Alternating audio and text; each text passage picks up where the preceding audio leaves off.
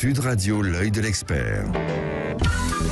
Et on parle maintenant des addictions, puisqu'une étude publiée la semaine dernière révèle que plus d'un consommateur sur 3 a nettement augmenté sa consommation de tabac, de cannabis, de médicaments psychotropes pendant la première année de la crise sanitaire. Donc le constat est plutôt accablant. Tout ça réalisé sur une enquête BVA Addiction France.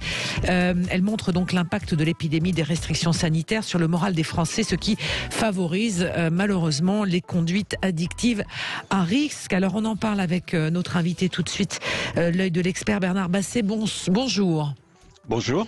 Je rappelle que vous êtes président de l'association Addiction France. Ce bilan, est-ce que pour vous, très honnêtement, c'est une surprise ?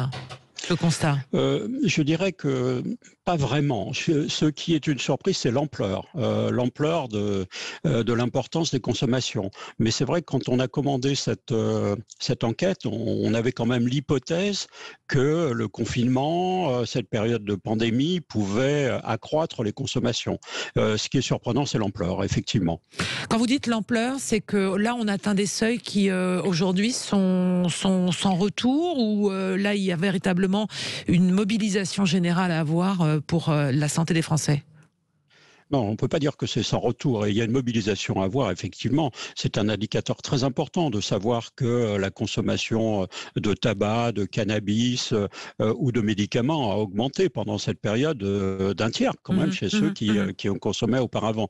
Donc, c'est vrai que les gens étaient fragilisés dans cette période par l'isolement, par, pour certains, la précarité, par la solitude, par aussi la crainte de l'épidémie. Et dans ces cas-là, c'est vrai qu'on cherche à se rassurer par tous les moyens. Donc, effectivement, la consommation de produits en fait partie. Est-ce que ce sont de nouveaux consommateurs, pardonnez-moi le terme, ou est-ce que ce sont des personnes qui étaient déjà fragilisées et qui ont finalement aggravé la situation dans laquelle ils se trouvaient ? Alors, c'est surtout des anciens consommateurs qui ont aggravé leur consommation et qui donc ont pris plus de risques pendant cette période du fait de l'augmentation de cette consommation. C'est particulièrement vrai pour le tabac. Le tabac, c'est un produit dont tout le monde est dépendant. Tous les fumeurs sont dépendants. Et c'est vrai que la consommation est difficile à maîtriser. Elle a été d'autant plus difficile dans cette période d'isolement, de raréfaction des relations sociales. Oui. Alors, il y a la consommation, il y a quelque chose, je voulais évoquer avec vous, c'est celui des écrans. Parce qu'on vient de parler là avec notre invitée Elena Noguera de la problématique des addictions des écrans, du téléphone chez les jeunes. On s'aperçoit qu'aujourd'hui, avec les restrictions sanitaires, avec le confinement, c'est une guerre permanente dans les familles pour limiter la consommation des écrans. Qu'est-ce que vous en dites, vous ? Alors c'est vrai que c'est assez difficile, et notre enquête montre aussi que je dirais les 2 tiers des parents ont du mal à réguler la consommation des écrans des enfants pendant cette période. Alors ce qu'il faut savoir, ce que notre enquête aussi montre, c'est que la consommation d'écrans récréatifs a augmenté pour tout le monde. Alors je dis bien écran récréatif, c'est-à-dire une fois qu'on a fini de télétravailler ou d'être en relation pour ses études, avec une bibliothèque, avec un prof, etc. Donc les écrans de jeux, de séries, etc. ont augmenté de 60%.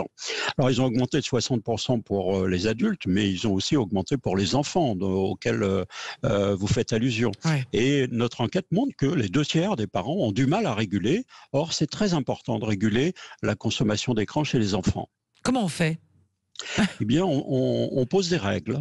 On pose des règles du genre tu regarderas pas plus d'1 heure après le repas du soir, ou ce genre de choses. Et c'est vrai que pour les plus petits, moins de 3 ans, il faut éviter de les mettre devant un écran le plus possible. Alors, ce sont aussi donc les effets psychologiques. On en a parlé lors de l'annonce du 2e confinement, puisqu'on voit effectivement des consultations augmenter du côté des services des urgences psychiatriques, ou des consultations en plus grand nombre pour les jeunes, pour les adolescents, pour les étudiants, mais pas que.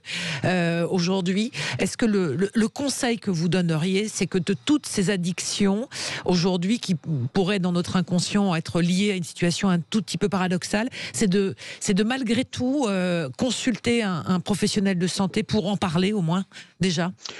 Alors oui, dans cette période, on a besoin de soutien psychologique et puis soutien par rapport à des consommations qui ont pu augmenter. Nos centres sont ouverts, ils sont restés ouverts pendant toute la pandémie, dans un premier temps évidemment à distance, par téléphone ou par visio, mais aujourd'hui ils sont ouverts physiquement en respectant les gestes barrières et donc nous sommes à la disposition de tous ceux qui sont en difficulté pour les aider dans cette période. Parlez-moi de l'alcool, parce qu'il y a un paradoxe dans cette étude que vous avez publiée la semaine dernière. Alors, il y a un paradoxe, comme vous le soulignez, mais ce paradoxe, il était attendu. C'est vrai que la consommation d'alcool, elle obéit pour les gens à des règles différentes selon la manière dont ils consomment. Et il y a des gens qui consomment de manière très régulière, parfois un peu excessive, et ceux-là ont augmenté leur consommation de 20%. Mais il y a une grande partie de la population qui consomme dans des relations sociales, conviviales, amicales, au restaurant. Et évidemment, ces relations ont disparu avec la pandémie, avec le confinement. Et donc, ces gens-là, eux, ont baissé leur consommation de 20%. Donc, on voit bien l'importance de l'environnement dans la consommation d'alcool. Alors Bernard Basset, je rappelle que vous êtes le président de l'association Addiction France. On parle de cette étude que vous avez publiée sur l'augmentation des addictions chez les Français lors de cette première année de crise du coronavirus. Est-ce qu'on peut dire que ce sont des marqueurs qui vont ou qui peuvent durer, qui peuvent s'installer dans le temps aujourd'hui ?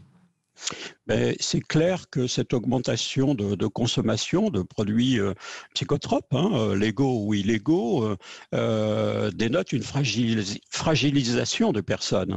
Et que cette fragilisation des personnes mérite quand même un soutien.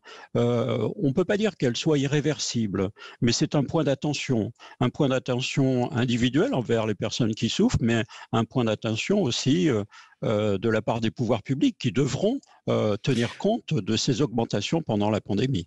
Est-ce qu'il peut y avoir aussi un effet inverse avec, on l'espère tous, une sortie de crise, c'est-à-dire un espèce de déconfinement, un sas de déconfinement, de décompression? Est-ce qu'il peut y avoir aussi ce genre d'attitude ?